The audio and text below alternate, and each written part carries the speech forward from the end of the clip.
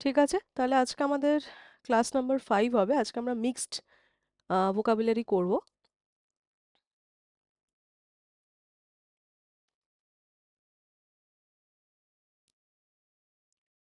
চলো শুরু করা যাক তাহলে। আমাদের আজকের ওয়ার্ড হচ্ছে অ্যানাক্রনিজম।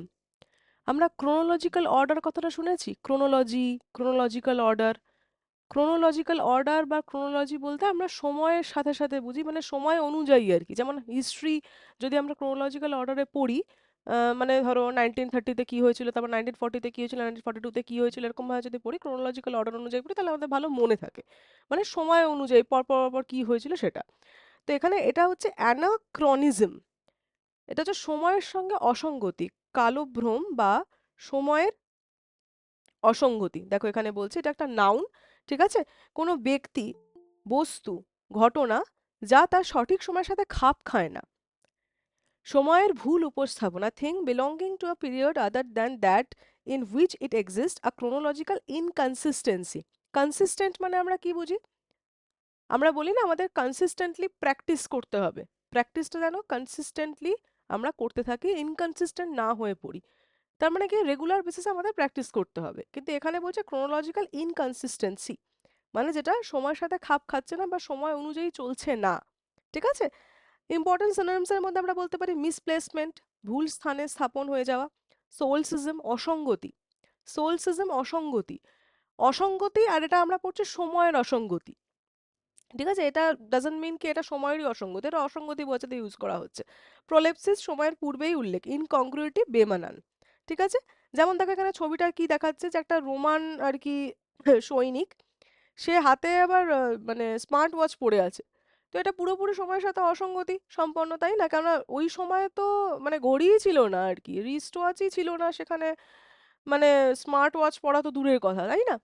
তো এটাই হচ্ছে আমার the film was full of anachronisms like a Roman soldier wearing a wrist watch.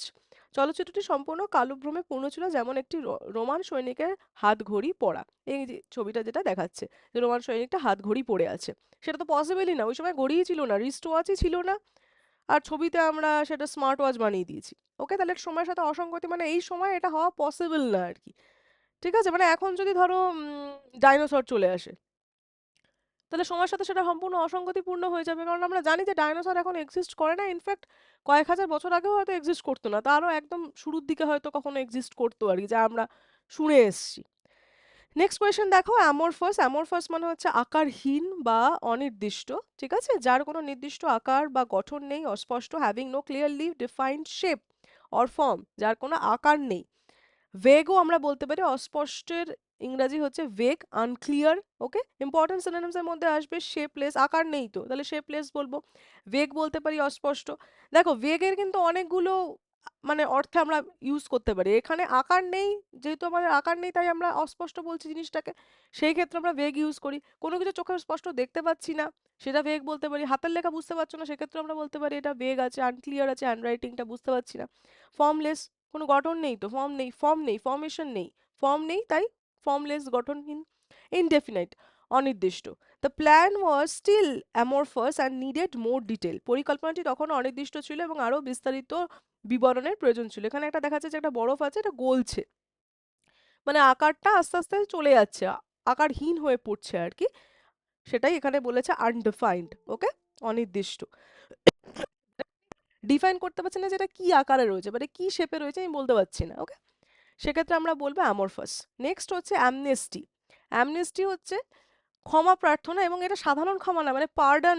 আমরা যে কাউকে ক্ষমা করে দিলাম, ফরগিভ করে দেওয়া, পার্ডন করে দেওয়া, সেটার থেকে একটু স্পেশাল। পার্ডন, ফরগিভ এগুলো কিন্তু সিনোনিমসে আসবে, কিন্তু এটার মধ্যে যেমন কালকে একজন প্রশ্ন করলে না, কনসিট আর অ্যাসিড, দুটোই অর্থ একই, কিন্তু ওই আর কি আমি তোমাকে ক্ষমা করছি বা তুমি আমাকে ক্ষমা করছো, সেই জন্য আমরা সাধারণত অ্যামনেস্টি ইউজ করবো না।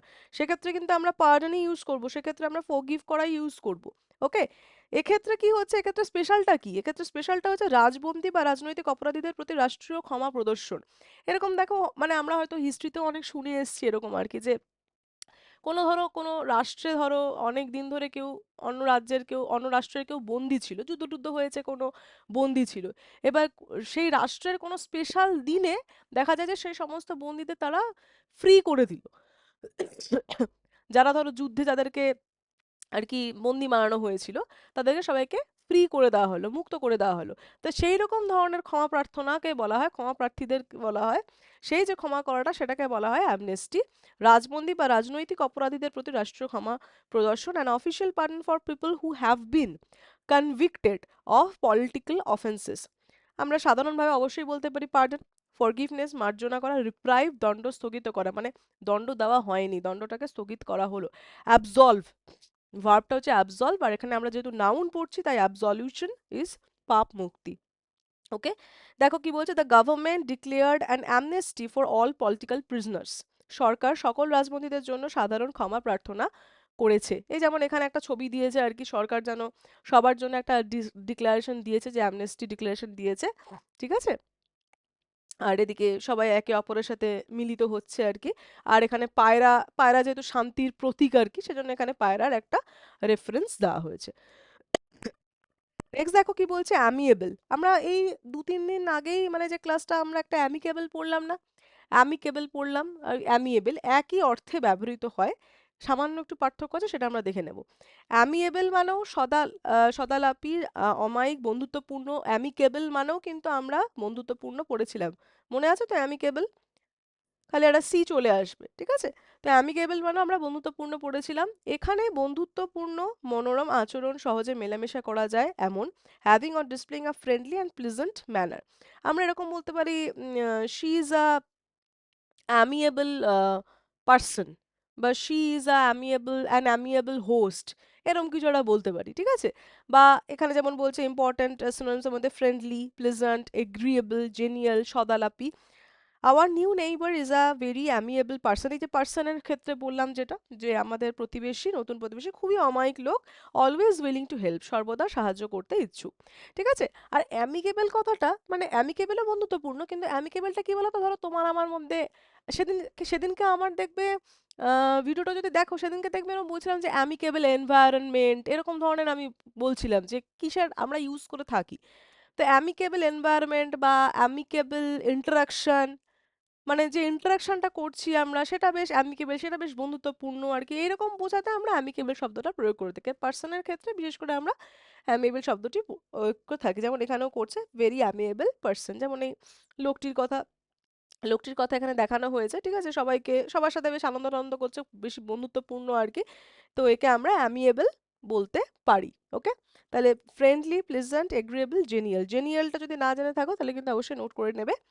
নেক্সট হচ্ছে, আচ্ছা এই পিডিএফ তোমরা যেটা পাবে, সেই পিডিএফ এর মধ্যে এই লিংক, ভিডিও লিংকটা তোমরা পেয়ে যাবে। যদি ভিডিওটি দেখতে চাও তাহলে এখানে লিংকে ক্লিক করলেই তোমরা ভিডিওটাতে রিডাইরেক্ট হয়ে যাবে ইউটিউবে। আর এখানে আমাদের যে হোয়াটসঅ্যাপ গ্রুপটি আছে, সেই হোয়াটসঅ্যাপ গ্রুপে লিংকটা এখানে পাবে, এখানে ক্লিক করলেও তোমরা হোয়াটসঅ্যাপ গ্রুপে ডিরেক্ট ঢুকে যেতে পারবে। আমাদের এই পিডিএফ আমাদের এসএস সেন্সার বেঙ্গলি অ্যাপে দেওয়া হয়, আর আমাদের হোয়াটসঅ্যাপ গ্রুপে দেওয়া হয়। যারা ইউটিউবে দেখছো তাদের জন্য বলছি যে ডেসক্রিপশন বক্সে আমাদের হোয়াটসঅ্যাপ গ্রুপের লিংক দেওয়া আছে, সেখানে তোমরা যুক্ত হয়ে যেতে পারো। এবং যদি পিডিএফ এর প্রয়োজন হয় তাহলে এসএস ইনসাইট বেঙ্গলি গ্রুপে, এসএস ইনসাইট বেঙ্গলি অ্যাপে রেজিস্ট্রেশন করতে পারো, সেখানে ফ্রি কোর্সের মধ্যে আমাদের এই কোর্সটি পেয়ে যাবে। নেক্সট হচ্ছে অ্যামেলিওরেট। অ্যামেলিওরেট মানে হচ্ছে কোনো কিছু আরো বেটার করা, ভালো করা, বেটারমেন্ট। ওকে, কোনো কিছু আরো ভালো করা, উন্নতি সাধন করা বা ভালো করা, ভার্ব। ওকে, বেঙ্গলি এক্সপ্লেনেশনে আমরা কি দেখব, কোনো খারাপ বা অসন্তোষজনক পরিস্থিতিকে ভালো করা বা উন্নত করা। কোনো খারাপ পরিস্থিতিকে তুমি আরো ভালো করছো, ঠিক আছে, সেটাকে আমরা বলবো হচ্ছে অ্যামেলিওরেট। কোনো খারাপ বা অসন্তোষজনক পরিস্থিতিকে ভালো করে, বা আশপাশে ধরো পরিস্থিতি ঠিক নেই, সেটাকে তুমি এমন কিছু করলে যেটার জন্য সেই পরিস্থিতিটা আরো ভালো হলো, সেটাকে আমরা বলবো ameliorate. Okay, to make something bad or unsatisfactory better.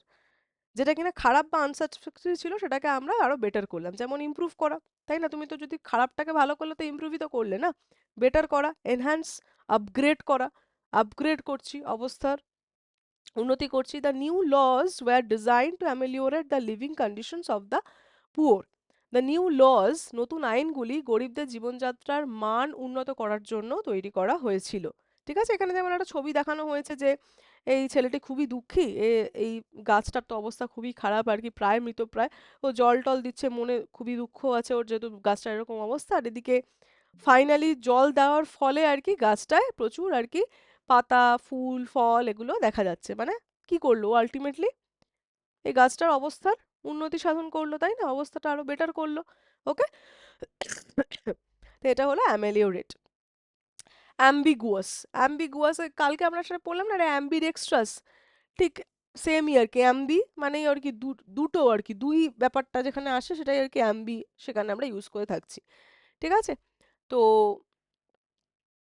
দ্ব্যর্থক বা অস্পষ্ট মানে দুটো অর্থ সম্পন্ন, সেটাকে আমরা বলে থাকি অ্যাম্বিগুয়াস। দুটো অর্থ সম্পন্ন মানে কি, যে এটাও হতে পারে ওটাও হতে পারে, কোনটা বুঝতে পারছি না। যেমন এখানে এই ছেলেটার যে অবস্থা, ও মাথা চুলকাচ্ছে এখানে দাঁড়িয়ে দাঁড়িয়ে, ঠিক আছে, যে এই দিকে যাবে না এই দিকে যাবে, বুঝতে পারছে না কোন দিকে যাবে, this way or that way, ও কনফিউজ। ঠিক আছে, মানে দুটো অপশন আছে ওর কাছে, দুটো রাস্তা আছে, এবার কোন দিকে যাবে সেটা ওর কাছে স্পষ্ট নয়। যার একাধিক অর্থ হতে পারে, এমন নয় যে শুধু দুটোই, একাধিক অর্থ হতে পারে।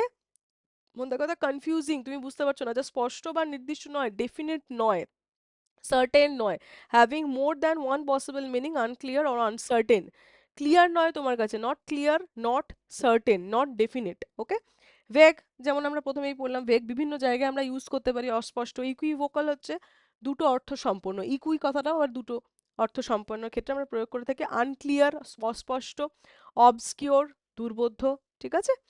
The politician's speech was ambiguous and no one knew his true intentions. No one knew his true intentions. রাজনীতিবিদদের বক্তৃতাটি ছিল অস্পষ্ট এবং কেউই তার আসল উদ্দেশ্য জানতো না। ঠিক আছে। কথাই এমন করে বলবে যে বুঝলাম, মানে ভালো লাগলো, কিন্তু অ্যাকচুয়ালি কি বলতে চাইলো সেটা বুঝতে পারলাম না আর কি, মানে বলতেটা কি চাইলো, মেন মুদ্রাটা কি সেটা মাথায় ঢুকলো না, মানে অ্যাম্বিগুয়াস একটা স্পিচ সে দিল। নেক্সট দেখবো আমরা অ্যামালগ্যামেট। অ্যামালগ্যামেট মানে হচ্ছে একসাথে করা, একত্রিত করে দেওয়া, যুক্ত করা একে অপরের সাথে। যেমন দেখো এখানে যে ছবিটা দিয়েছে, এখানে ছবিটা দেখাচ্ছে, এখানে একটা কোম্পানি আছে এ, এখানে একটা কোম্পানি আছে বি। ঠিক আছে।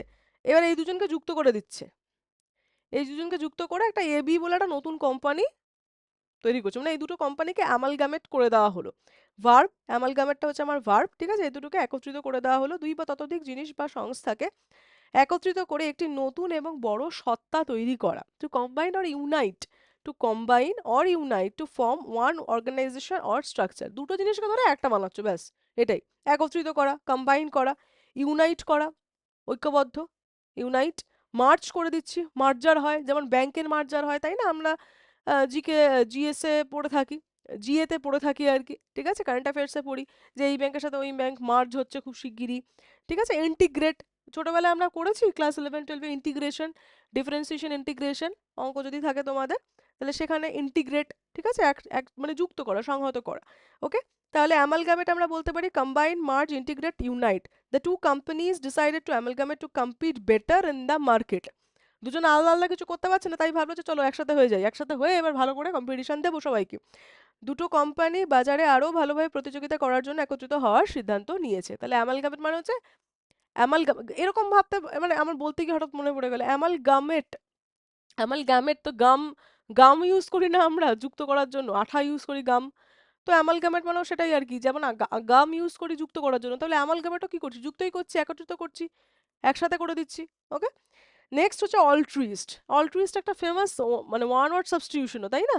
অল্ট্রুইস্ট বেশ আসে, বেশ কমন আর কি আমাদের এসএসসি সিজিএল এর ক্ষেত্রে, এসএসসির ক্ষেত্রে।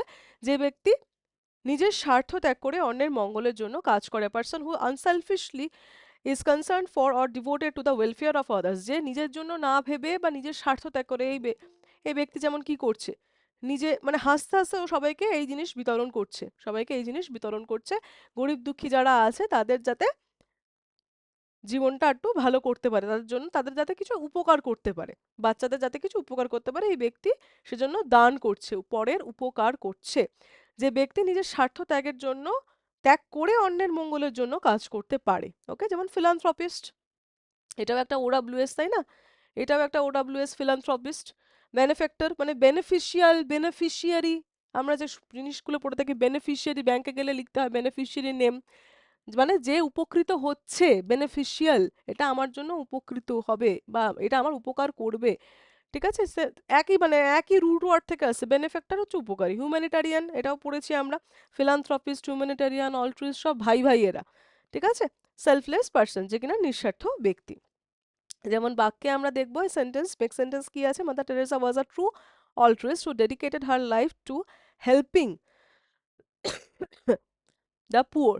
মাদার টেরেসা ছিলেন একজন সত্যিকারের পরোপকারী, যিনি তার জীবন গরিবদের সাহায্য করার জন্য উৎসর্গ করে দিয়েছিলেন, ঠিক আছে? নেক্সট দেখবো আমরা অ্যালেভিয়েট। অ্যালেভিয়েট, ওকে? অ্যালেভিয়েট যদি কোনোভাবে মনে হয় যে কোনো বানান ধরো, মানে বেশিরভাগ অনেক ক্ষেত্রে আমরা দেখেছি কি ইংলিশ ওয়ার্ডগুলো কি হয়, যে লিখি এক, উচ্চারণ করি আর এক, এরকম হয়ে যায়, তাই না? মানে বানান সবসময় তো বানান অনুযায়ী আর কি উচ্চারণ হয় না। ডি ডাবল আর ডোর, আর কিন্তু পি ডাবল আর পুয়োর বলি আমরা। সো এত ছোট ছোট জিনিসেই এত ডিফারেন্স, মাত্র ডোর আর পুয়োর সেম প্যাটার্নের বানান, তবুও এত ডিফারেন্স, ওকে? তো মানে এইরকম ধরো যে বানানগুলো যেগুলো মনে হচ্ছে যে আমি উচ্চারণের জন্য উচ্চারণ অন্যরকম হচ্ছে, বানান একরকম হচ্ছে, মনে রাখতে পারছি না, তাহলে বানান অনুযায়ী উচ্চারণ করে ফেলবে। মানে উচ্চারণটা তোমার ফ্যাক্টর নয় আর কি। এসএসসি উচ্চারণ করে তোমাকে পরীক্ষা দিতে হবে না আর কি, বানানটাই ঠিক করতে হবে। উচ্চারণ তো তুমি মেকআপ করে নিতেই পারবে, উচ্চারণ ঠিক করতে আর কতক্ষণ সময় লাগে, ঠিক আছে? তো অ্যালোভিয়েট মানে হচ্ছে লাঘব করা বা উপশম করা, কোনো মানে ব্যথা কমানো আর কি, ব্যথা যন্ত্রণা কষ্ট কমানো, যন্ত্রণা কষ্ট বা সমস্যা কমানো বা সহনীয় করা, টু মেক সাফারিং ডেফিসিয়েন্সি কোনো কিছুর অভাব আর আ প্রবলেম লেস সিভিয়ার, কমানো, সিভিয়ারিটিটা কমানো, রিলিভ উপশম করা, মিটিগেট, মিটিগেট বেশ কমন ওয়ার্ড, মিটিগেট প্রশমিত করা, লেসন, লেস মানে লেসন কমানো, ইজ কোনো কিছু সহজ করে দেওয়া তোমার জন্য, ঠিক আছে? এই যে ওর প্রচন্ড পিঠে ফেটে ব্যথা ব্যথা হচ্ছিল, তো এখানে কিছু একে মেডিসিন মেডিসিন দিচ্ছে, এই যে হট ব্যাগ ট্যাগ দিচ্ছে, এইসব দিয়ে ও এখন ভালো আছে। এই যে হাসছে খেলছে, আগে কান্নাকাটি করছিল চিৎকার করছিল, এখন হাসছে খেলছে, মানে ওর পেইনটা মিটিগেট হয়েছে, প্রশমিত হয়েছে, কিছুটা উপশম হয়েছে। The medicine helped alleviate her pain, ঔষধটি তার ব্যথা উপশম করতে সাহায্য করেছিল। অ্যালিভিয়েটের পর দেখবো অ্যালাক্রিটি। অ্যালাক্রিটি মানে হচ্ছে তৎপরতা বা স্ফূর্তি। এই ছেলেটিকে দেখেই বুঝতে পারছো কত স্ফূর্তির সহিত আর কি ও এই ট্র্যাকে দৌড়াচ্ছিল, এবং ও ফার্স্টও হয়ে গেছে, সবাইকে ছেড়ে ও এই লাইন ক্রস করে গেছে, ঠিক আছে? তাহলে প্রফুল্ল ও দ্রুত প্রস্তুতি, উৎসাহের সাথে কোনো কাজ করার ইচ্ছা, brisk and cheerful readiness, willingness to do something with enthusiasm. দেখবে এমন কিছু মানুষ থাকে যে সবকিছুতেই খুব এক্সাইটেড হয়ে পড়ে, মানে এখন তো পিকনিকের টাইম, তো ধরো বন্ধু বান্ধব 4-5 জনের গ্রুপ আছে, একজন তার মধ্যে যেই বললে তুমি চলো, যে চল একটা পিকনিক করা যাক, ও একেবারে মানে সবকিছু একেবারে ইনিশিয়েটিভ নিয়ে নেবে, হ্যাঁ হ্যাঁ কোনো ব্যাপার না, চল আমি খাবার টাবার সব সেট করে ফেলবো, কি কোথায় আমরা করবো, চল সে জায়গাও ঠিক করে ফেলবো, মানে ও খুব আর কি স্ফূর্তির সহিত বা খুবই তৎপরতার সহিত আর কি ও সব জিনিসগুলো করার জন্য এগিয়ে যাচ্ছে। তার মানে ও খুব রেডিলি আর কি জিনিসটার জন্য করার জন্য আর কি, খুবই উইলিং আর কি করার জন্য, ঠিক আছে? The willingness to do something with enthusiasm. যেমন বলছে ইগারনেস, আগ্রহ, আগ্রহ থাকলে তবেই তো আমরা স্ফূর্তি দেখাবো, তাই না? তবেই তো আমরা তৎপরতার সহিত কিছু করব। এনথুজিয়াজম একই ব্যাপার, উৎসাহ থাকলে, রেডিনেস প্রস্তুতি, জিল, জিল খুব সুন্দর একটা ওয়ার্ড, জিল যদি না জেনে থাকো অবশ্যই কিন্তু নোট করে রাখবে, জিল হচ্ছে প্রবল আগ্রহ, ইগারনেসের বড় ভাই আর কি, ঠিক আছে? তো she accepted the offer with alacrity, she accepted the offer with alacrity, noun আছে এটা, ওকে?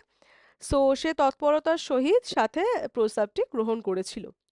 নেক্সট হচ্ছে দেখবে অ্যাফেবল, সদালাপি বা অমায়িক, যে খুব বন্ধুত্বপূর্ণ, ওই জাস্ট লাইক অ্যামিয়েবল, যে বেশ বন্ধুত্বপূর্ণ, সবার সাথে সহজে মেলামেশা করে যায় আর কি। এটাকে আমরা এরকম বলতে পারি না, মানে যদি সহজে মেলামেশা করা যায় এমন বন্ধুত্বপূর্ণ সদালাপি, তাহলে তো আমরা এক্সট্রোভার্টও বলতে পারি, তাই না? এক্সট্রোভার্টও বলতে পারি, কারণ এক্সট্রোভার্ট পার্সন এরকমই হয়, সবার সাথে বেশ গল্প টল্প করে, বেশ বন্ধুত্বপূর্ণ হয়, তার সাথে সহজে আলাপ করা যায়, ঠিক আছে? তো friendly, good নেচার্ড and easy to talk to, okay? Friendly, good নেচার্ড and easy to talk to, friendly বন্ধুত্বপূর্ণ, জেনিয়েল, জেনিয়েল আগেও আমরা পড়লাম, সদালাপি, কর্ডিয়াল। দেখবে এরকম লেখা থাকে, খেয়াল করেছো? এখন তো বিয়ে টিয়ে চলছে, ইয়েতে দেখেছো, কার্ডে দেখেছো, ইংরেজিতে যে জায়গাটা লেখা থাকে ইউ আর কর্ডিয়ালি ইনভাইটেড, লক্ষ্য করেছো কেউ? বিয়ের কার্ডে ইউ আর কর্ডিয়ালি ইনভাইটেড এরকম লেখা থাকে, তো দেখো মানে একটু চোখ কান খোলা রাখলেই এসএসসির সমস্ত ওয়ার্ডই কিন্তু এদিক ওদিক থেকে খুঁজে পেয়ে যাবে, ঠিক আছে?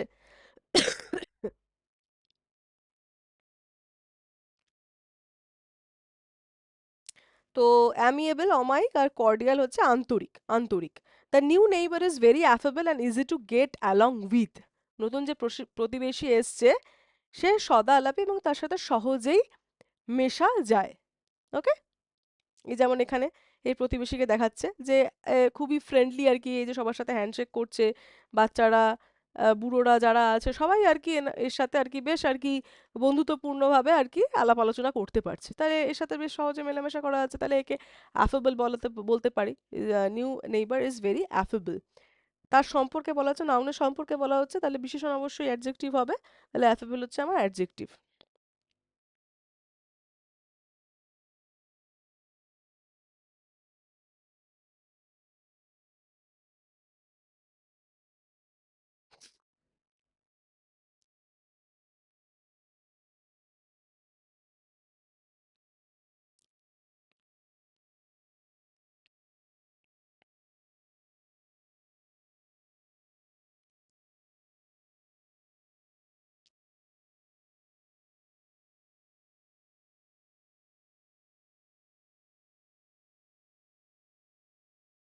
অ্যামিয়েবল অ্যামিকেবলের মধ্যে সোম সেরকম ডিফারেন্স নেই, দুটোর মানেই বন্ধুত্বপূর্ণ।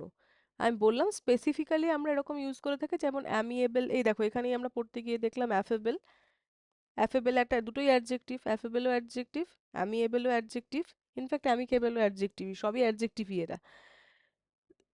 দুটোর মানেই বন্ধুত্বপূর্ণ আর কি, বন্ধুত্বপূর্ণ ভাবে। কিন্তু আমরা মানুষের ক্ষেত্রে বা পার্সন বোঝাতে গিয়ে বেশিরভাগ ক্ষেত্রে আমরা অ্যামিয়েবল ইউজ করে থাকি, যেমন এখানে বলছে অ্যামিয়েবল, অ্যামিয়েবল নেইবার আর কি এরকম বলতে পারি। আর যদি কোনো মানে কথাবার্তা আলাপ আলোচনা এইরকম ক্ষেত্রে যদি আমরা ইউজ করি, সেক্ষেত্রে আমরা মানে ধরো কোনো কথাবার্তা চলছে তোমার সাথে, কোনো ইন্টারাকশন চলছে, সেই ক্ষেত্রে আমরা অ্যামিকেবল কথাটা স্পেসিফিক্যালি ইউজ করে থাকি। এমন নয় যে ইন্টারচেঞ্জেবল নয়, এমন নয়, ইন্টারচেঞ্জেবল এটা আর কি, যে কোনো একটা জায়গায় যে কোনো একটা ইউজ করতে পারি, কিন্তু মোস্ট অ্যাপ্রোপ্রিয়েট বলে না, সেই রেসপেক্ট দুটোই অ্যাডজেক্টিভ, তাই বুঝতেই পারছো দুটোই যেহেতু সেম পার্টস অফ স্পিচ, তাই আমি দুটো যে কোনো জায়গায় ইউজ করতে পারি, সেটা কোনো ম্যাটার না, সেটাকেও আটকাতে পারবে না। কিন্তু পার্সনের জায়গায় মানে লিভিং থিংসের জায়গায় বা পার্সনের জায়গায় আমরা ইন জেনারেল দেখে থাকি, যদি লক্ষ্য করে থাকো কখনো বাকে, তখন দেখবে যে অ্যামিয়েবল হোস্ট, অ্যামিয়েবল পার্সন, আগের উদাহরণটাও যেটা দেখলে অ্যামিয়েবল লেখা ছিল, ঠিক আছে? এখানেও দেখো একটা ব্যক্তির ক্ষেত্রে অ্যামিয়েবল বলছি আর কি, ঠিক আছে? আর অ্যামিকেবল যে কথাটা, সেদিনকেও যখন আমি বলছিলাম যে অ্যামিকেবল, আমরা অ্যামিকেবল ইন্টারাকশন এরকম অর্থে আমরা ইউজ করে থাকি। তো অ্যামিকেবল কথাটা আর কি এরকম ইন্টারাকশন, এনভায়রনমেন্ট এইগুলো বোঝাতে বেশিরভাগ ক্ষেত্রে আমরা অ্যামিকেবল কথাটা ইউজ করে থাকি। এমন নয় যেটা ইন্টারচেঞ্জেবল নয়, এগুলো ইন্টারচেঞ্জেবল, কেননা দুটোই অ্যাডজেক্টিভ আর দুটোরই অর্থ একদমই মানে সেমই বলতে পারবো আর কি, কোনো ডিফারেন্স নেই। অ্যাডভার্সারি মানে হচ্ছে প্রতিপক্ষ বা শত্রু, অপোনেন্ট আর কি আমার, ওকে? একজন ব্যক্তি, গোষ্ঠী যা বা শক্তি যা বিরোধিতা করে বা আক্রমণ করে। শত্রু, প্রতিদ্বন্দ্বী, একজন অপোনেন্ট, একজন এনিমি, একজন রাইভাল। অপোনেন্ট হচ্ছে প্রতিদ্বন্দ্বী, রাইভাল প্রতিযোগী, একই অর্থ তাই না? রাইভাল, রাইভাল গ্যাং আমরা এরকম বলি, ও আমার অপোনেন্টে আছে, কোনো গেমে আমরা বলি ও আমার অপোনেন্টে আছে। শত্রু, ফো, শত্রু, ঠিক আছে? এগুলো সবই একই অর্থ। এখানে এই যে সুপারম্যান আর ব্যাটম্যান লড়াই টড়াই করছে এখানে, ঠিক আছে? তো Batman finally defeated his arch adversary the Joker. Batman অবশেষে তার প্রধান প্রতিপক্ষ, প্রধান, এটা ঠিক আছে, প্রধান প্রতিপক্ষ জোকারকে পরাজিত করলেন। অ্যাডভার্সারি, অ্যাডভার্সারি, হুম। আচ্ছা, অ্যাডভার্স এফেক্ট, অ্যাডভার্স এফেক্ট পড়েছি আমরা, অ্যাডভার্স এফেক্ট কোভিডের ক্ষেত্রে তো খুব ইউজ করা হতো এই কথাটা, অ্যাডভার্স এফেক্ট।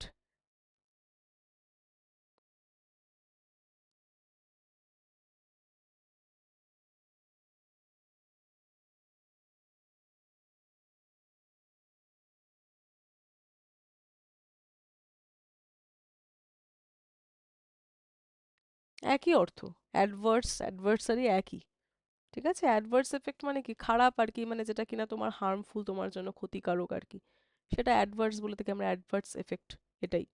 ওকে, নেক্সট হচ্ছে দেখা অ্যাডুলেশন। অ্যাডুলেশন মানে অতি প্রশংসা, এই যে হাঁটছে অতি প্রশংসা করছে সবাই এর, ঠিক আছে? যেমন বলছে কি, অতিরিক্ত প্রশংসা বা তোষামোদ করা, গভীর শ্রদ্ধা, প্রেজ, ওয়ার্শিপ, ফ্ল্যাটারি, এক্সালটেশন। দেখো ওয়ার্শিপ মানে পুজো, তাই না? ভগবানের পুজো করা হয়। আবার এই এইখানে যে ওয়ার্শিপটা বলছে সেটার মানে কি বলতো, মানে যেন অন্ধ ভক্তি যেটা হয় না, যে মানে একদম তার খারাপ ভালো কিছু বুঝি না আর কি, অন্ধ ভক্তি। মানে সে যা করছে সবকিছু ভালো, আমি একদম তাকে পুজো করছি আর কি, যেরকম অনেকে ফ্যান হয় আর কি, অ্যাক্টর অ্যাক্ট্রেসদের যেরকম ফ্যান হয় সেক্ষেত্রে। ফ্ল্যাটারি হচ্ছে কাউকে তোষামোদ করা, এক্সাল্টেশন হচ্ছে খুব মানে বেশি বেশি করে প্রশংসা করছে কারোর। The pop star received adulation from her fans wherever she went. তারকা মানে অ্যাক্টর যাই হোক না কেন, সে যেখানেই যেতেন সেখানেই তার ভক্তদের কাছ থেকে অতি প্রশংসা পেতেন।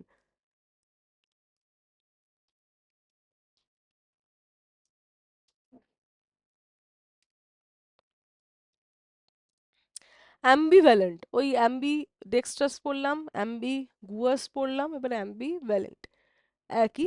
দেখো ছেলেটার অবস্থা, ও দুই ভাগে যেন ডিভাইড হয়ে গেছে আর কি, এদিকটা হাসছে, এদিকটা ওর দুঃখ দুঃখ আর কি মুখ, এদিকটা ওর হ্যাপি, এদিকটা ওর স্যাড ভার্সন, মানে ও ডিসাইড করতে পারছে না যে ও কি হবে আর কি। দ্বিধাগ্রস্ত বা উভয় সংকট, having mixed feelings or contradictory ideas about something or someone. কোনো কিছু নিয়ে তুমি মিক্সড ফিলিং হচ্ছে আর কি, অ্যাম্বিভ্যালেন্ট হয়ে পড়েছো। কখন হয়? বিভিন্ন কারণে হতে পারে তোমার।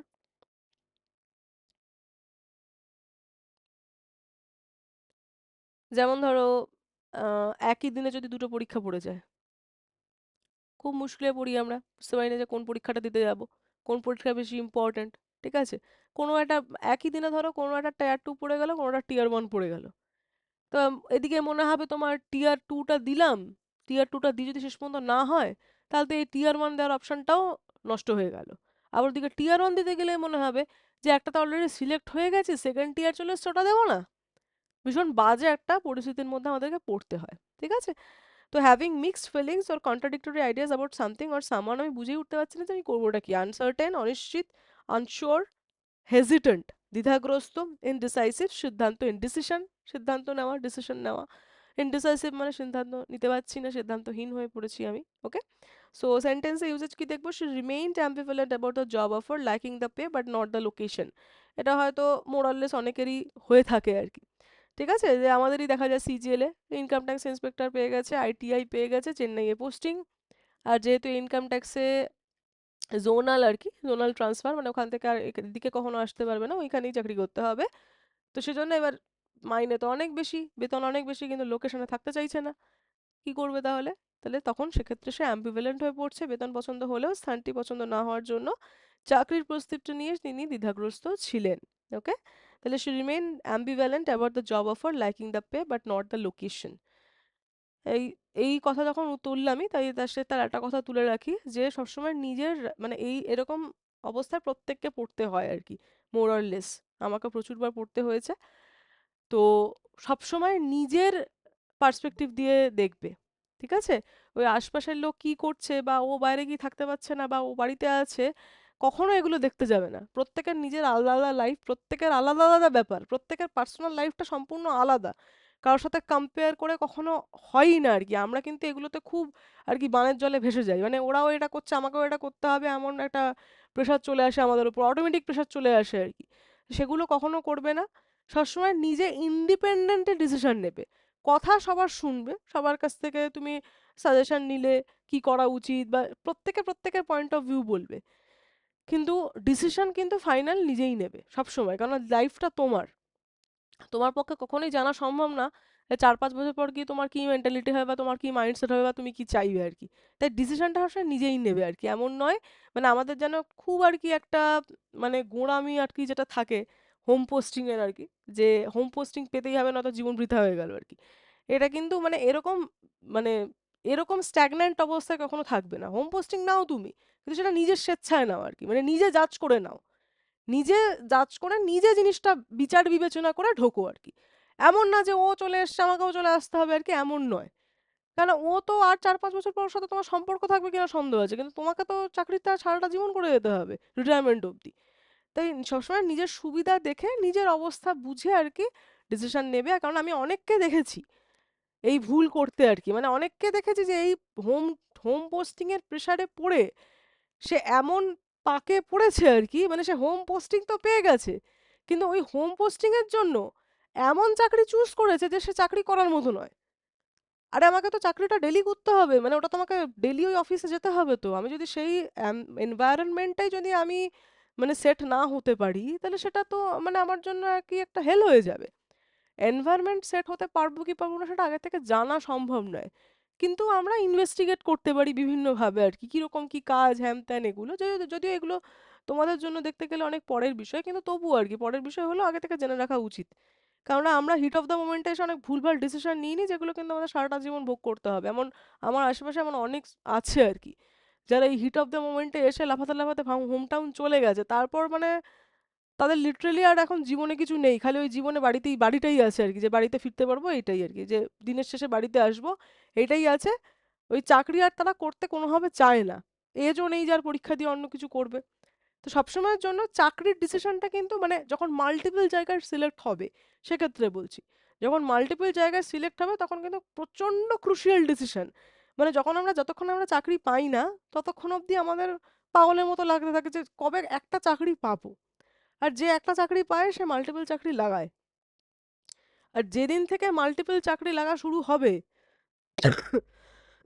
নিজেকে দিয়ে বলছি, মানে সেদিন মানে মানে নির্ধারণ করা প্রচন্ড ডিফিকাল্ট হয়ে যায় যে কি করবো, কারণ চাকরি তো আমি একটাই করব, চাকরি তো আমি 10টা চাকরি পেলেও তো 10টা করতে পারবো না, আমাকে তো সেই একটাই করতে হবে।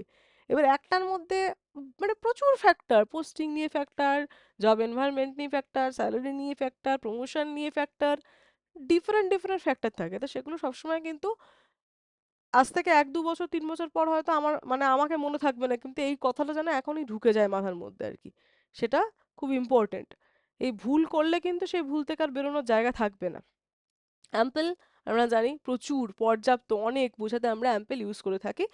Enough or more than enough, plentiful, যথেষ্ট বা মানে অনেক বেশি আর কি, more than enough, plentiful, okay. যেমন ও বলতে বলতেই তো প্লেন্টিফুল ঢুকেই গেছে অলরেডি, একটা সিনোনিম প্লেন্টিফুল হয়ে গেল অ্যাবান্ডেন্ট, ওকে। সাফিসিয়েন্ট পর্যাপ্ত পরিমাণে, কোপিয়াস, খুব সুন্দর একটা ওয়ার্ড কোপিয়াস, হয়তো জানোই, না জানলে কিন্তু নোট করে নেবে।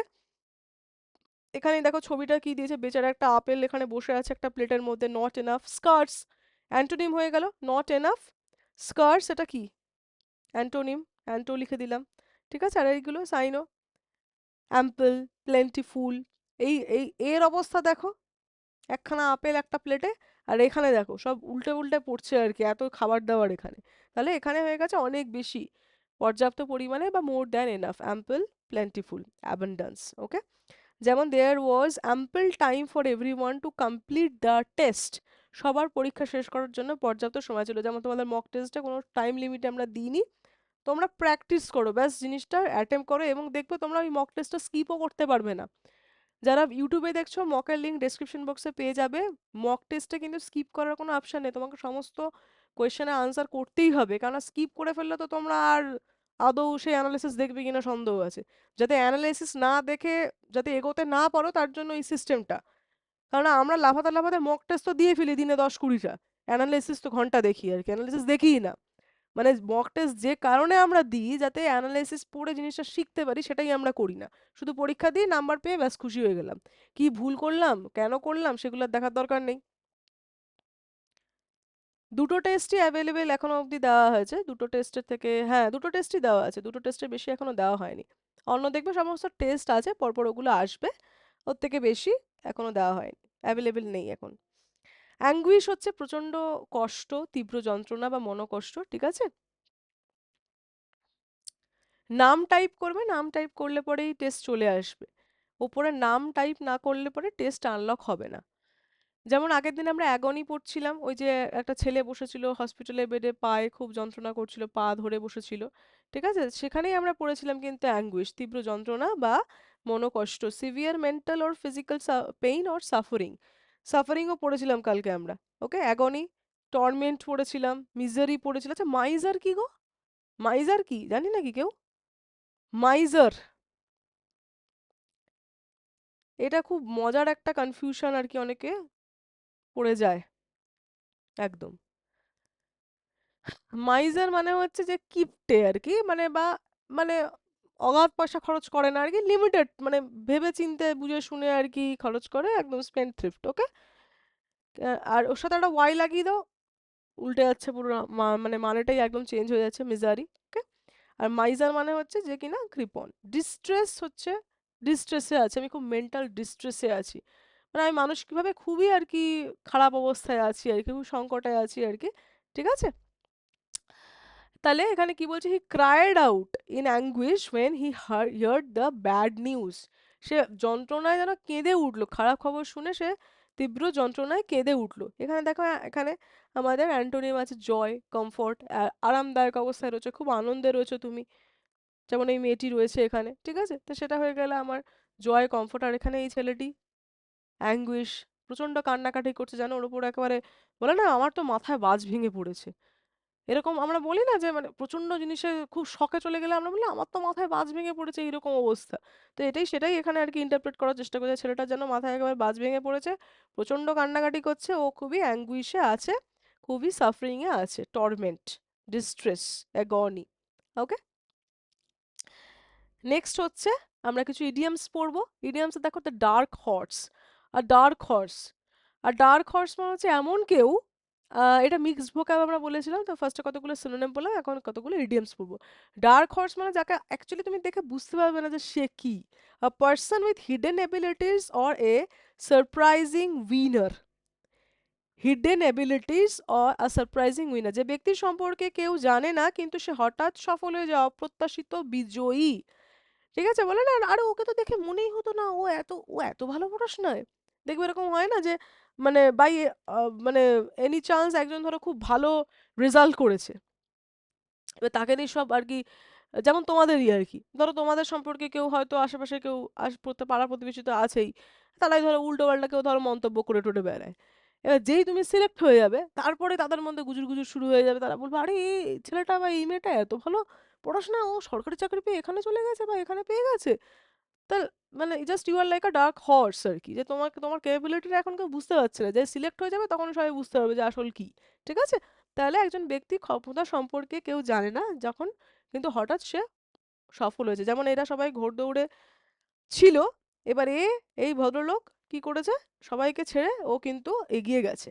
ঠিক আছে, তাহলে ও ডার্ক হর্স, সবাই বুঝতে পারেনি যে ও জিতে যাবে, কিন্তু ও কিন্তু আলটিমেটলি এন্ড লাইনে এসে জিতে গেল, সবার আগে চলে এলো। তাহলে nobody expected him to win the election, he was a dark horse. ইলেকশনে কেউ ভাবতেই পারেনি যে ও জিতবে, কিন্তু ওকে আলটিমেটলি দেখা গেল যে সে একজন ডার্ক হর্স, মানে সে আলটিমেটলি জিতে গেল। নেক্সট হচ্ছে barking up the wrong tree. একদম লিটারেলি এইটাই আর কি আমরা এই ছবিটাতে তুলে ধরেছি। বার্কিং আপ, বার্ক কে করে, কুকুর বার্ক করে, at the wrong tree, barking up the wrong tree, এই কুকুরটা একে তাড়া করেছে। ঠিক আছে, তো বেচারা কুকুরটা ওকে তাড়া করতে করতে হয়তো দূর থেকে দেখেছে যে এই ভদ্রলোক এখানে উঠে গেছে, এই ভদ্রলোক এখানে উঠে গেছে, ও সেটা দেখেছে। এবার ও কি করছে, এই গাছ, ও তো আর গাছে উঠতে পারবে না, ও গাছে দাঁড়িয়ে নিচে দাঁড়িয়ে দাঁড়িয়ে ঘেউ ঘেউ করে যাচ্ছে, মানে কি যাতে ভয় পেয়ে ও নেমে আসে। তাই না, কুকুর ঘেউ ঘেউ করে কি ভয় দেখানোর জন্য, তো তো ভয় দেখাচ্ছে, বার্ক করছে। ও এই গাছটার দিকে তাকিয়ে তাকিয়ে বার্ক করে যাচ্ছে, ঘেউ ঘেউ করেই যাচ্ছে, ভাবছে ও ভয় পেয়ে নেমে আসবে, কিন্তু এ বেটা তো এখানে নেই, ও তো উল্টো দিকে অন্য কোনো গাছে উঠে বসে আছে। তাহলে ব্যাপারটা হচ্ছে যে ও যেদিকে তাড়া করছিল, মানে ও অ্যাকচুয়ালি যেদিকে তাকিয়ে ঘেউ ঘেউ করছে সেদিকে, সে জায়গাটাই ভুল আর কি, মানে একটা ভুল জিনিসকে টার্গেট করে কাজ করে যাচ্ছে, যেটা কিনা অ্যাকচুয়ালি নয়। ভুল পথে পরিচালিত হওয়া বা ভুল মানুষকে সন্দেহ করা, to pursue a mistaken line of thought or course of action. Okay. এই কুকুরটা এই দিকে তাকিয়ে চিল্লিতে যাচ্ছে, কিন্তু অ্যাকচুয়ালি তো এই ভদ্রলোক এখানে বসে আছে, তো এখানে নেই, আর ও ভাবছে এখানে বসে আছে তাই এদিকে চিল্লিয়ে যাচ্ছে। ঠিক আছে। If you think I stole your money you are barking up the wrong tree, তুমি যদি ভেবে থাকো যে আমি তোমার টাকা চুরি করেছি, তাহলে কিন্তু তুমি ভুল মানুষকে সন্দেহ করছো, you are barking up the wrong tree. Next হচ্ছে ক্যাচ রেড হ্যান্ডেড। তাই আমরা এটা অনেকবার পড়েছি, তাই না, খবরের কাগজে প্রচুর পড়েছি, হি ওয়াজ কট রেড হ্যান্ডেড। ঠিক আছে, মানে এখানে রেড হ্যান্ডেড মানে এখানে একটু লাল রং দিয়ে দিয়েছে, অ্যাকচুয়ালি রেডটা আমরা কোনো কিছু অ্যালার্টনেস বোঝাতেও কিন্তু আমরা রেড ইউজ করি, তাই না। সিগন্যাল, যেমন রেড সিগন্যাল মানে কি দাঁড়িয়ে যাও, যেও না। ওকে। তো এই যে গোয়েন্দা বাবু এখানে ওকে ধরে ফেলেছে একদম হাতে নাতে, ওই যে চুরি টুরি করছিল, টাকা পয়সা নিয়ে পালাচ্ছিল, তো ওকে একদম হাতে নাতে ধরেছে, হাতে নাতে ধরা পড়া, অপরাধ করার সময় ধরা পড়া, মানে চুরি করছে সেই সময় ওকে ধরে ফেলেছে এই গোয়েন্দা। Okay, to discover someone in the act of committing a crime or doing something wrong, কাউকে হাতে নাতে ধরা বা অপরাধ করছে সেই সময়কালীন কাউকে ধরে ফেলা। The police was caught the burglar red handed as he was leaving the bank, ব্যাংকটা চুরি করে বেটা পালাচ্ছিল, তখনই পুলিশ তাকে ধরে ফেলেছে। ফুল of beans, full of beans মানে প্রচন্ড আনন্দে আছে, খুব লাইভলি, খুব এনার্জেটিক, খুবই প্রাণবন্ত, খুব স্পিরিটে আছে। দেখো এই বাচ্চাগুলো সবাই খুব আনন্দে আছে, আর ও এখন আনন্দে লাফাচ্ছে আর কি, মানে ও এত বেশি আর কি প্রাণবন্ত, খুবই লাইভলি, খুবই এনার্জেটিক, ইন হাই স্পিরিটস, প্রাণবন্ত, উদ্যমী, ফুরফুরে মেজাজে থাকাকে বলা হয় full of beans. The children were full of beans after the party. Next হচ্ছে give a piece of one's mind, give a piece of one's mind. এখানে দেখো এই ভদ্রমহিলা একে প্রচন্ড বকাবকি করছে, আর এখানে ওর ব্রেনটাকে যেন আলাদা করে দেখানো হচ্ছে যে ব্রেনটা যেন ভেঙে গেছে আর কি, মানে এত ওকে বকাবকি করছে ওর মাথা ছিঁড়ে যাচ্ছে আর কি, বা এত বকাবকি শুনে আর কি ও মানে ক্লান্ত হয়ে পড়েছে। To express one's opinion strongly and angrily, usually to criticise, কাউকে কড়া কথা শোনানো বা বকাঝকা করা। I'm going to give him a peace of mind for being so late. I'm going to give him a piece of my mind. Once mind আছে, এই once এর জায়গায় কিছু তো pronoun বসবে। ঠিক আছে, তাহলে আমি যখন বলছি, আই যখন বলছি, তাহলে এখানে মাই মাইন্ড বসছে। আমি তাকে বকতে চলেছি, সে লেট করে এসছে বলে I am going to give him a piece of my mind for being so late. এই যেমন এই ভদ্রমহিলা যেমন একে প্রচন্ড বকাবকি করছে, যেহেতু ও দেরি করে এসছে বা কিছু একটা হবে এই অনুযায়ী, ঠিক আছে, আর ও একেবারে কানে হাত দিয়ে বসে আছে, এত বকাঝকাও নিতে পারছে না আর কি। নেক্সট হচ্ছে in a nutshell, in a nutshell, in a brief, in a brief or strong, in a concise way, মানে সংক্ষিপ্ত আকারে বলো। ওকে, যেমন দেখবে এরকম মানে কোনো গল্প টল্প পড়লে পারে বা কোনো প্যারাগ্রাফের মধ্যে ইন আ নাটশেল কথাটা খুব ইউজ করা হয়, মানে সংক্ষিপ্ত আকারে কিছু একটা বলছি, সামারি, আমরা বলতে পারি সামারি। বা আমরা যে ছোটবেলায় কোয়েশ্চেন করতাম না, ইন ব্রিফ বলতো আর কি বাংলায়, ইন ব্রিফ বা সংক্ষিপ্ত আকারে লেখো আর কি, এরকম বলতো, ঠিক আছে। তাহলে ইন নাটশেল মানে হচ্ছে in a very brief and concise way, সংক্ষিপ্ত আকারে বা এক কথায়। Tell me the story in a nutshell, I don't have much time, আমাকে সংক্ষিপ্ত আকারে ব্যাপারটা বলো, আমি আমার খুব বেশি সময় নেই। এখানে একটা নাট এজন্য দেখানো হয়েছে, একটা আখরোটের ছবি দেওয়া হয়েছে এবং এর মধ্যে যেন সংক্ষিপ্ত আকারে সমস্ত ইনফরমেশন আছে, এইভাবে ছবিটাকে রিপ্রেজেন্ট করা হয়েছে। নেক্সট হচ্ছে সিট অন দ্য ফেন্স, বাঁশের ওপর বসে আছে, এদিকে রাইট, এদিকে রং, এদিকে হ্যাঁ, এদিকে না, কোন দিকে যাবে বুঝতে পারছে না। জাস্ট লাইক অ্যাম্বিভ্যালেন্ট, আমরা এক্ষুনি পড়লাম একটা সিনোনিম, জাস্ট লাইক দ্যাট, অ্যাম্বিভ্যালেন্ট এর মতোই। সিট অন দ্য ফেন্স, সিদ্ধান্ত নিতে দেরি করা বা দোটানায় থাকা, to delay making a decision or to be undecided, indecisive যেটা পড়লাম সেটার মতোই, মানে বুঝতে পারছি না কোনটা করব। You can't sit on the fence forever, you have to choose a side, তুমি তো সারাটা জীবনের জন্য আর কি এভাবে দুদিকে ঝুলে থাকতে পারবে না, তোমাকে তো কিছু একটা দিক তোমাকে চুজ করতে হবে, সেটাই এখানে বলা হচ্ছে। Okay, to delay making a decision মানে তুমি ডিসিশন নিতে দেরি করছো, অর টু বি আনডিসাইডেড বা সিদ্ধান্ত নিতে তুমি পারছো না। এই লোকটার যেমন অবস্থা, এখানে কোয়েশ্চেন মার্ক চলে এসছে ওর মাথায়, ও বুঝতে পারছে না এদিকে যাবে না এদিকে যাবে, মাঝখানে যেন দোটানায় পড়ে গেছে। নেক্সট হচ্ছে আমাদের to add fuel to the fire, এটা তো আমরা সে ছোটবেলা থেকে পড়ে আসছি তাই না। To add fuel to the fire, এই যে ফুয়েল ঢালছে ফায়ারে, কি হবে তাহলে, দাউ দাউ করে আগুন জ্বলবে আরো, ঠিক আছে, আরো আহুতি দিচ্ছে।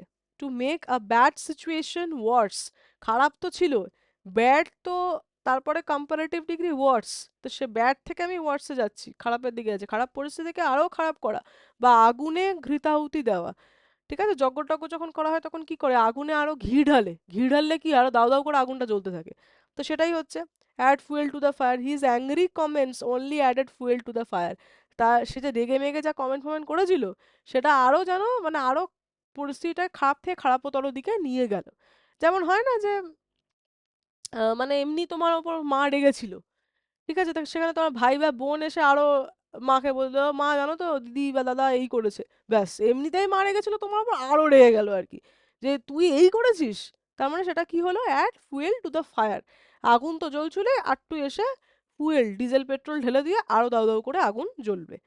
নেক্সট হচ্ছে two keep the wolf away from the door, two keep the wolf away from the door, two keep the wolf away from the ডোর, এই যে ডোর, এই যে এখান দিয়ে উকি মারছে উলফ, ঠিক আছে, আর এই বেচারা কোনোভাবে আটকানোর চেষ্টা করছে, দরজায় ঠেলা দিয়ে আটকানোর চেষ্টা করছে। কি meaning? To have enough money to avoid starvation or poverty, মানে অ্যাজ ইফ এই উলফকে আটকানোর জন্য যতটুকু সম্ভব ওর পক্ষে করা, ও আর কি এরকম একটা বাঁশের কিছু বা কাঠের কিছু দিয়ে ও কোনো রকম ভাবে সেটা ঠেকানোর চেষ্টা করছে, জাস্ট লাইক কোনো রকম ভাবে নিজের দারিদ্র্য থেকে বা মানে অনাহার থেকে দূরে থাকা, মানে যতটা ততটা দিয়ে কোনো রকম ভাবে সংসার চালানো, অনাহার বা দারিদ্র্য থেকে দূরে থাকা, কষ্টে সৃষ্টে দিন চালানো। They work two jobs just to keep the wolf away from the door, just to keep the wolf away from the door. মানে এটা দেখো কতটা সুন্দর ছবিটা, মানে ও দরজাটা আটকানোর চেষ্টা করছে, উলফকে দরজা দিয়ে ঢুকতে দিচ্ছে না, কিন্তু উলফ চলে এসছে জানলায় এবং উঁকি মারছে, মানে অ্যাজ ইফ যেন উলফ দোরগোড়ায় দাঁড়িয়ে আছে আর কি, ঢুকবে ঢুকবে করছে, কিন্তু ও কোনোভাবে আটকে রেখেছে। Just like the meaning of the idiom, যে প্রচন্ড অনাহার, মানে পোভার্টি, দারিদ্রতা আছে, স্টারভেশন আছে, কোনো রকম ভাবে যেন সেটাকে ঠেকিয়ে রাখা। কষ্টের সৃষ্ট তো দিন চালাচ্ছে সেই জন্যই না, যে কোনো রকম ভাবে ঠেকিয়ে রাখছে, না তো খুব ভালোভাবে দিন চালাতে পারতো। তাহলে যথেষ্ট ওইটুকুই ব্যাস মানি রাখা, যাতে কিনা স্টারভেশন আর পোভার্টিটাকে অ্যাভয়েড করা যায়, তাই তারা দিন রাত কাজ করছে। দেখবে টু শিফট, আমি এখানে দেখে অনেকে টু শিফটে কাজ করে, সকালবেলা শিফটে কাজ করছে, রাত্রিবেলা আবার নাইট গার্ডেরও কাজ করছে, ঠিক আছে? তাহলে দুটো জব করছে শুধুমাত্র যাতে তারা কোনো রকম ভাবে অনাহারটাকে ঠেকিয়ে রাখতে পারে। নেক্সট হচ্ছে to take to task. To take to task, to criticize or reprimand someone severely, কাউকে খুব ওই কঠোরভাবে, যেমন one's mind give up one's mind, যেটা আমরা বললাম না, কোথায় গেল, to give a piece of one's mind, to give a piece of one's mind মানে যেরকম কাউকে কড়া শব্দে বকাঝকা করা বোঝায়, ঠিক একইভাবে কিন্তু টু টেক টু টাস্ক মানে ক্রিটিসাইজ করা, রেপ্রিমান্ড, রিবিউক, কালকেই পড়লাম রেপ্রিমান্ড, রিবিউক পড়লাম, সামওয়ান সিভিয়ারলি তিরস্কার করা বা কঠোর সমালোচনা করা। তার manager took him to task for his repeated mistakes, বারবার একই ভুল করে যাচ্ছে, বারবার একই ভুল করার জন্য তাকে ম্যানেজার কি করলো, তিরস্কার করলো বা তার কঠোরভাবে তার কাজের সমালোচনা করলো, যেটা এখানে দেখা যাচ্ছে যে একে সমালোচনা করছে। নেক্সট হচ্ছে আন্ডার আ ক্লাউড, আশপাশে ক্লাউড নেই, শুধু ওর মাথাতেই ক্লাউড, তার মানে কি ওর ওপর যেন বলছে না মেঘ ঘনিয়ে এসছে, মানে যেন ওর একটা, ওর ওপর যেন কিছু একটা খারাপ কিছু নেমে এসছে, কলঙ্কের ছায়া বা সন্দেহ, ওকে সবাই সন্দেহ করছে, under suspicion or in disgrace. He left the company under a cloud after the financial scandal, মানে ফাইন্যান্সিয়াল স্ক্যান্ডেল কিছু একটা হয়েছিল, কিছু পয়সা কড়ি নিয়ে ঝামেলা ঝামেলা হয়েছিল, এবং তারপরেই সে কোম্পানিটা ছেড়ে দিল। এবার তারপরে কোম্পানি ছেড়ে দেওয়ার জন্য বিভিন্ন কারণ হতে পারে, এক হতে পারে কোম্পানির ডিরেক্টররাই ওকে ছাড়িয়ে দিয়েছে, আর নয়তো ও কোনোভাবে ফেঁসে আছে দেখে ও ছেড়ে দিতে পারে। এবার যাই হোক না কেন, যেহেতু ফাইন্যান্সিয়াল স্ক্যান্ডেলের পরে ও ছেড়েছে, এই জন্য সবাই ওকে সন্দেহ করবে, ওকে সন্দেহ চোখে দেখবে, তাহলে এই মনে হয় কিছু একটা গন্ডগোল করেছে, ওকে, ওর উপরই কলঙ্কের ছায়া নেমে আসবে। Okay, so under suspicion or in disgrace is under the cloud. দেখো সবাই কেন একটা হা হা করছে ওকে দেখে, বেচারা, সবাই দেখো ওকে দেখে কেন একটা ভাবছে ভাবছে মনোভাব, ওদের প্রত্যেকের মুখে একটা সন্দেহের ছায়া, ঠিক আছে? তো এটা হয়ে গেল আমার under the cloud. Under a cloud, a bone of contention, a bone of contention, এখানে দেখো দুটো কুকুর কি করছে, একটা বোন নিয়েছে, দুজনেই দুজনের দিকে চোখ রাঙাচ্ছে, ঠিক আছে? এও বলছে ছাড়বো না, ও বলছে ছাড়বো না, দুজনেই রেগে রেগে একে অপরের দিকে তাকাচ্ছে, একটা বোন নিয়ে তাদের মধ্যে কাড়াকাড়ি চলছে। Subject or issue over which there is continuing disagreement, যেমন এক্ষেত্রে সাবজেক্ট অফ ইস্যুটা কি, ইস্যুটা কি এখানে, হারটা কে নেবে, ঠিক একইভাবে এখানেও কোনো বিষয় নিয়ে কোনো বিবাদের বিষয় বা ঝগড়ার কোনো কারণ, সেটাকে, যেমন এখানে ঝগড়ার কারণটা হচ্ছে এই বোনটা, সেজন্য এই বোন অফ কন্টেনশনের সাথে বোনের ছবি রিলেট করে এখানে দেওয়া হয়েছে, যেখানে বোনটা নিয়ে দুজনের মধ্যে ঝামেলা হচ্ছে, তেমন ভাবেই এমন কোনো বিবাদের বিষয় বা ঝগড়ার মূল কারণ বোঝাতে আমরা বোন অফ কন্টেনশন বলতে, মানে এটা হচ্ছে ঝগড়ার মূল কারণ এইটা, যেমন এক্ষেত্রে এই বোনটা মূল কারণ, তেমন কারোর মধ্যে দুই ভাই বোনের মধ্যে ঝগড়ার মূল কারণ কি হতে পারে, জমি জমা হতে পারে, সম্পত্তি হতে পারে। The ancestral property became a bone of contention between the two brothers, ঠিক আছে? পৈতৃক যে সম্পত্তি টম্পত্তি ছিল সেটাই হচ্ছে বিবাদের বিষয় বা বিবাদের মূল কারণ হয়ে দাঁড়ায় দুই ভাইয়ের মধ্যে, একদম the Apple of Discord and Apple of Discord. আরও আছে আ ক্লোজ শেভ, এই দেখো এর অবস্থা, এ শেভ করছে খুর দিয়ে, আগে আগে তো এগুলো খুবই হতো আর কি, এখন তো সব আজকাল সেলুন টেলুন পার্লার টার্লারে যাওয়া হয়। তো ওর চক্ষু চড়ক গাছ হয়ে গেছে কেন, ও ভাবছে যে মানে এই খুর দিয়ে কাটতে কাটতে ওর কিছু কেটে না দেয়, ঠিক আছে? ক্লোজ শেভ মানে শেভ করতে গিয়ে ক্লোজলি যেন ও আর কি ওর ওপর দিয়ে ফাঁড়াটা চলে না যায় আর কি, এরকম ব্যাপারটা। আর narrow escape from danger or disaster, অল্পের জন্য রক্ষা পাওয়া বা চুলচেরা তফাতে বেঁচে যাওয়া। He had a close shave when a speeding car missed him by inches. মানে একটা খুব জোরে যাচ্ছিল একটা গাড়ি, এবং মানে জাস্ট কয়েক ইঞ্চির জন্য বেঁচে গেছে আর কি, সেটাই ও বলছে। হি had a close shave when a speeding car missed him by chance inches, এখানে ছবিটাও সেই রিলেটেড করেই দেওয়া হয়েছে, মানে বেচারা আর কি দাড়ি কাটছিল খুঁট দিয়ে, যেন মানে একটুর জন্য আর কি ও বেঁচে গেছে, নয়তো কিছু একটা কেটে ফেটে যেতে পারতো আর কি, সেটাই এখানে বোঝানো হয়েছে। লাস্ট হচ্ছে না অ্যাড অ্যান্সার টু ইনজুরি, ওই যে কাটা ঘায়ে নুনের ছিটে, বাংলায় আমরা বলি, তাই না? কাটা ঘায়ে নুনের ছিটে, এই যে কেটে গেছে সেখানে নুন ঢালছে। ও এখানে এমনিতেই যন্ত্রণায় আছে, ওর হাত ভাঙা, ওর পা ভাঙা, এখানে কেটে গেছে, আর এ এসে কি করছে, সেখানে আবার নুন ঢালছে, যেটা একদম লিটারালি আমরা বাংলায় বলি কাটা ঘায়ে নুনের ছিটে দেওয়া।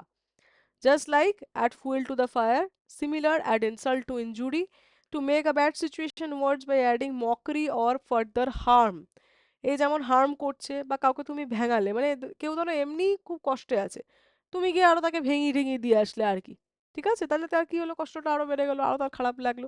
First he crashed my car, then to add to insult to injury he blamed me for it. প্রথমে তো আমার গাড়ি সে ভেঙে দিল আর কি, ক্র্যাশ করে দিল আর কি, নষ্ট করে দিল আমার গাড়িটা, তারপর আবার বলছে সে জন্য নাকি সে আমাকেই দায়ী করছে, বলছে আমি নাকি তার জন্য দায়ী। Then to add insult to injury he blamed me for it, প্রথমে আমার গাড়ির ক্র্যাশ করেছে, তারপর আবার এর জন্যই আমাকেও সে ব্লেম করছে। Okay, so add insult to injury, add fuel to the fire, similar similar idioms. Okay, আজকে আমরা এখানেই শেষ করছি।